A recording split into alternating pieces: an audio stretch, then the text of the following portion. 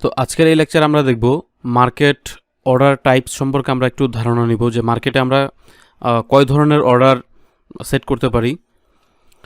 তো নর্মালি আমরা যখন মার্কেটে বাই এবং সেল করব সেটাকে বলে মার্কেট এক্সিকিউশন। দ্যাট মিন্স আমি যদি একটু নিউ অর্ডার চাপি তাহলে আমরা দেখব যে আমি এখানে বাই অথবা সেল, দ্যাট মিন্স এখানে যদি আমি সেল অর্ডার চাপি তাহলে সাথে সাথে এই ইউরো সিএইচএফ পেয়ারে সেল হয়ে যাবে। আবার যদি আমি বাই চাপি তাহলে অটোমেটিক্যালি এখানে বাই হয়ে যাবে ইনস্ট্যান্ট। এটাকে বলে মার্কেট এক্সিকিউশন। আরেকটা হচ্ছে পেন্ডিং অর্ডার। তো পেন্ডিং অর্ডারটা আমরা পরে দেখব। তো আমরা এখানে একটা সেল ট্রেড চাপছি, তো দেখুন এখানে অটোমেটিক্যালি কিন্তু একটা সেল অর্ডার চলে আসছে। তো আমরা যদি এটাকে আবার এখানে যদি আমরা বাই অর্ডার দিতে চাই তাহলে এখানে কিন্তু অটোমেটিক্যালি বাই হবে আবার। তো নিউ অর্ডার আমরা এখানে লট সাইজ 0.01 দিচ্ছি, তারপর হচ্ছে বাই অর্ডার, এবং এটার সাথে সাথে কিন্তু একই পেয়ারে আমাদের দুটো ট্রেড ওপেন হয়েছে 0.01 লটে। একটা হচ্ছে বাই এবং আরেকটা হচ্ছে সেল অর্ডার। এই যে টাইপ বাই এবং সেল অর্ডার। তো আমি এটাকে ক্লোজ করে দিচ্ছি। তো আপনারা স্মার্টফোন থেকে যারা করবেন সেখানে কিন্তু একই সিস্টেম, সেখানে আপনারা এই বিষয়গুলো পাবেন, যেটা আমি স্ক্রিনশট আকারে কিছুক্ষণ পরেই দেখাচ্ছি। এখন এইখানে যেটা হচ্ছে মার্কেট এক্সিকিউশন, সাথে সাথে অর্ডার চলে আসতেছে, বাট এরপরে আমরা যে সমস্যাটা ফেস করি সেটা হচ্ছে যে পেন্ডিং অর্ডার। তো পেন্ডিং অর্ডার আবার দু ধরনের, একটা হচ্ছে বাই লিমিট আর একটা হচ্ছে বাই স্টপ, সেল লিমিট আবার একটা হচ্ছে সেল স্টপ। তো এখানে বেসিক্যালি 4টা অপশন রয়েছে। তো 4টা অপশনের মধ্যে আমরা প্রথমে দেখব যে বাই লিমিট। তো বাই লিমিটের যে ব্যাপারটা হচ্ছে কি, ধরুন মার্কেট নিচে এসে তারপর উপরের দিকে যাবে। একটু আমরা বোঝার চেষ্টা করি। বাই লিমিট দ্যাট মিন্স হচ্ছে মার্কেট নিচে এসে তারপর উপরের দিকে যাবে। যেহেতু এটা নিচে এসে উপরের দিকে যাবে, তাহলে আমরা যদি এই জায়গাটাতে একটা বাই দিতে চাই, এটাকে বলে বাই লিমিট। পেন্ডিং অর্ডারের মধ্যে বাই লিমিট, দ্যাট মিন্স এটা যখন এই রেখাটাকে টাচ করবে ঠিক অটোমেটিক্যালি তখন এখানে বাই অর্ডার ক্রিয়েট হবে। তো এটা আমাদের কখন প্রয়োজন? দেখা গেল যে আমরা অনলাইনে থাকবো না বা অফলাইনে থাকবো, বা আমার ফোন বন্ধ হয়ে যাবে বা ডাটা নাই, বা আমরা এমন একটা প্লেসে আছি ওই মুহূর্তে মার্কেট এক্সিকিউশন করা সম্ভব না বা মার্কেট মনিটরিং করা পসিবল না, বা হয়তো আমি ঘুমিয়ে যাব কিন্তু আমার কাছে মনে হচ্ছে বা আমার অ্যানালাইসিস বলছে যে মার্কেট আরও একটু নিচে আসবে তারপরে সে উপরে মুভমেন্ট করবে। তো যেহেতু আরও নিচে আসবে, ঠিক ওই জায়গাটাতে আমরা একটা buy limit pending order create করতে পারি, যেটা এখানে আসা মাত্রই অর্ডারটা সাথে সাথে ওপেন হয়ে যাবে। তো এটা কিভাবে আমি একটু দেখাচ্ছি। সাপোজ ধরুন আমরা এই রেখা বরাবর একটা pending order, buy pending order আমরা দিব, তাহলে হচ্ছে এখানে 1.03171। তাহলে আমরা এখানে একটু এটা দিতে পারি,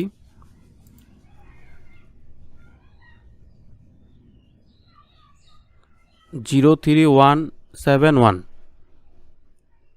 এখন আমরা যদি প্লেস অর্ডার চাপি, অলরেডি অর্ডার হয়েছে। আমরা যেটা দেখতে পাচ্ছি নিচে, এটা হচ্ছে বাই লিমিট পেন্ডিং অর্ডার। তো এটাকে আমরা ডিলিট করে দিচ্ছি। যেমন ধরুন এই অর্ডারটা, এটাকে আমরা মাউস দিয়ে চেপে উপরে নিচে দিতে পারি, বাট এটা আমরা কখনোই এই রেখাটার উপরে দিতে পারবো না। আমি যদি একটু আপনাদেরকে দেখাই, এটা এখানে কখনোই যাবে না, অলওয়েজ এই লেখাটার নিচে থাকবে। তো এটা হচ্ছে আমাদের আমরা যদি স্মার্টফোন দিয়ে করতে চাই সেখান থেকে আমরা এই বিষয়গুলো করতে পারবো। সেখানেও pending order, buy limit, sell limit অবস্থান আছে। তো যেহেতু এটা এখানে আসতেছে, তো এটা যখন এটাকে টাচ করবে রেখাটাকে, তখন অটোমেটিক্যালি এখানে একটা বাই অর্ডার ক্রিয়েট হবে। তো ঠিক সেম, এটা আমি ক্লোজ করে দিচ্ছি। তো ঠিক সেম এইভাবে যখন আমরা আবার উপরের দিকে যাব, যেমন ধরুন এই মার্কেটটা এখানে আছে, তো আমার কাছে মনে হচ্ছে মার্কেটটা আরও উপরে যাবে, তারপর উপর থেকে যেমন ধরুন মার্কেটটা এই পর্যন্ত আসবে, এখান থেকে এই পর্যন্ত এসে তারপর এখান থেকে আবার মার্কেটটা নিচের দিকে আসতে থাকবে। তার মানে এখানে আমরা একটা পেন্ডিং সেল অর্ডার দিতে পারি। তাহলে হবে কি, আমরা অনলাইনে না থাকলেও বা আমরা যখন ঘুমিয়ে থাকবো বা আমরা যখন মানে আমাদের স্মার্টফোন বা কম্পিউটারের বাইরে থাকবো, তখন অটোমেটিক্যালি মার্কেট এখানে একটা সেল অর্ডার নিয়ে নেবে। যদি মার্কেট এখানে টাচ করে তাহলে এখানে নিব কীভাবে আমরা? তাহলে আমরা একটা নিউ অর্ডারে যাচ্ছি, তারপর হচ্ছে ঠিক সেম পেন্ডিং অর্ডার, তারপর এখানে হবে হচ্ছে সেল লিমিট, কিছুক্ষণ আগে আমাদের ছিল বাই লিমিট, এখন হচ্ছে সেল লিমিট। তো সেল লিমিটে ধরুন আমরা 3491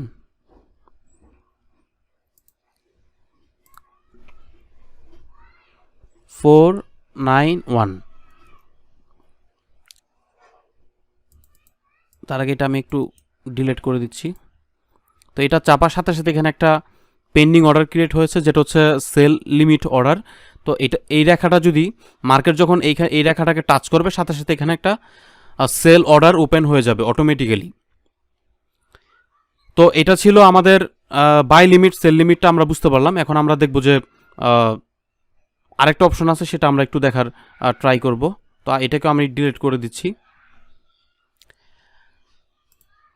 এরপর হচ্ছে নিউ অর্ডার, আমরা হচ্ছে পেন্ডিং অর্ডারে যাচ্ছি। তারপর হচ্ছে বাই স্টপ। তো এটাকে আমরা প্রথমে বুঝি যে বাই স্টপটা কি। বাই স্টপ ব্যাপারটা হচ্ছে, যেমন ধরুন মার্কেট এখন ঊর্ধ্বগামী উপরের দিকে যাচ্ছে,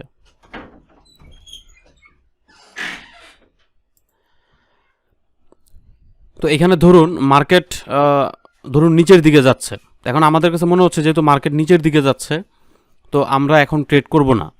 বাট মার্কেট যখন নিচের দিকে যে আবার উপরের দিকে উঠে আসবে, তখন আমরা এখানে একটা pending buy stop order create করতে পারি।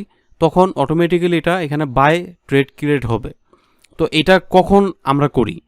যখন দেখি যে একটা ট্রেন্ড নিচের দিকে যাচ্ছে, তো ট্রেন্ডটা নিচের দিকে যাওয়ার সাথে সাথে আমরা এখানে বাই ট্রেড দিব না। কারণ মার্কেট যখন আবার ব্রেকআউট ট্রেড, মানে আবার ঊর্ধ্বগামী ট্রেন লাইন শুরু হবে, তখন আমরা এখানে বাই ক্রিয়েট করব।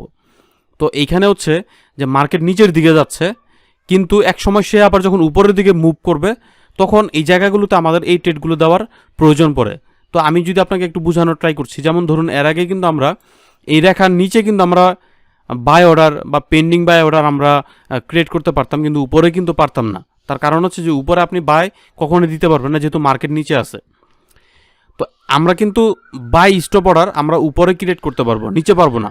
উপরে ক্রিয়েট করা মানে হচ্ছে যে মার্কেট এখন নিচের দিকে যাচ্ছে, কিন্তু যখন সে ট্রেন্ড ব্রেক করে আবার উপরের দিকে যাওয়া শুরু করবে, তখন আমরা এখানে বাই স্টপ অর্ডার যদি আমরা দিয়ে রাখি, তাহলে অটোমেটিক্যালি এই মার্কেটটা যখন নিচে থেকে আবার উপরের দিকে যাওয়া শুরু করবে, তখন এই রেখাটাকে টাচ করার সাথে সাথে সে এখানে একটা বাই অর্ডার ওপেন করবে সাথে সাথে। তো এটা আপনাদের কাছে একটু দ্বিধা মনে হতে পারে যে পেন্ডিং বাই অর্ডার আবার স্টপ বাই অর্ডারের মধ্যে পার্থক্য কী। স্টপ বাই অর্ডার আর পেন্ডিং বাই অর্ডারের মধ্যে পার্থক্য হচ্ছে যে পেন্ডিং বাই অর্ডার অলওয়েজ আমরা এই রেখার নিচে আমাদেরকে ক্রিয়েট করতে হয়, মানে বর্তমান যে মার্কেট প্রাইস আছে এই মার্কেট প্রাইসের নিচেও আমাদেরকে ক্রিয়েট করতে হয়। বাট বাই স্টপ হচ্ছে মার্কেট প্রাইসের উপরে আমাদেরকে ক্রিয়েট করতে হয়, যখন মার্কেট তার ট্রেন্ড রিভার্সাল করে উপরের দিকে চলে যাবে, তখন এটা আমাদের প্রয়োজন হয়।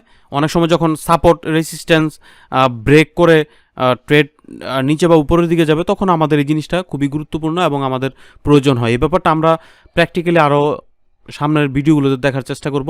তো এই ছিল বাই স্টপ অর্ডার। তো বাই স্টপ অর্ডার হচ্ছে আমরা যদি আমরা এখানে বাই স্টপ অর্ডার দিয়ে রাখি, আমি একটু দিচ্ছি 138569।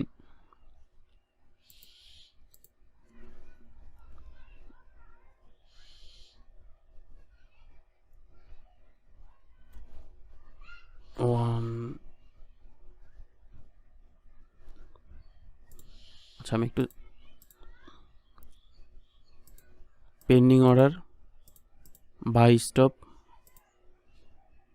যে 138, আমরা যদি এখানে 138640, তো এখানে যদি আমরা একটা বাই স্টপ অর্ডার প্লেস করি, দেখুন অটোমেটিক্যালি এখানে একটা পেন্ডিং বাই অর্ডার ক্রিয়েট হয়েছে। তো মার্কেট একটু নিচের দিকে যাচ্ছে, কিন্তু যখন সে আবার নিচে থেকে আবার উপরের দিকে যাওয়া শুরু করবে, তখন অটোমেটিক্যালি এই রেখাটাকে টাচ করার সাথে সাথে, আমি এটাকে ডিলিট করে দিচ্ছি, এটাকে টাচ করার সাথে সাথে এখানে একটা বাই অর্ডার ক্রিয়েট হবে। তো এটা আমাদের এই ট্রেডগুলো আমাদের তখনই প্রয়োজন পড়ে যখন আমরা ঘুমিয়ে যাব, কিন্তু আমাদের কাছে মনে হচ্ছে যে মার্কেট কিছুক্ষণ নিচে যাচ্ছে, এরপরে আবার সে উপরের দিকে যাবে। তখন হয়তো আমরা এইখানে আমাদের মানে ট্রেন্ডটাকে কনফার্মেশন পাওয়ার জন্য বা আরও কনফার্ম হওয়ার জন্য আপ ট্রেন্ড, তখন আমরা এখানে এই ট্রেডগুলো ক্রিয়েট করে রাখতে পারি। তো এবার আসুন আমরা সেল স্টপ অর্ডার দেখি। তো এটাকে আমরা ডিলিট করে দিচ্ছি। New order, pending order, sell stop order. তো সেল স্টপ অর্ডার আমি যদি একটু ক্লিয়ার করি আপনাদেরকে, হ্যাঁ, যেমন ধরুন এই চারটা ফর এক্সাম্পল। তো আমাদের কাছে মনে হচ্ছে যে মার্কেট হয়তো এখন এখানে আছে, কিন্তু কিছুক্ষণ পরে সে আবার মানে উপরের দিকে যাবে, বাট উপরের দিকে যে আবার নিচের দিকে আসা শুরু করবে। তো এই যে মার্কেট উপরে গিয়ে আবার নিচের দিকে আসা শুরু করবে, তখন হয়তো আমরা ঘুমে থাকবো বা অনলাইনে থাকবো না। তখন আমরা এখানে একটা স্টপ সেল অর্ডার যদি দিয়ে রাখি, তাহলে অটোমেটিক্যালি এখানে অর্ডারটা ক্রিয়েট হবে। তো আমরা একটু যদি ট্রাই করি, তো এটা আমরা হচ্ছে যেমন ধরুন এখানে যদি আমরা দিয়ে রাখি যে মার্কেট এখন উপরের দিকে যাবে, বাট তারপর আবার নিচের দিকে আসা শুরু করবে। 137,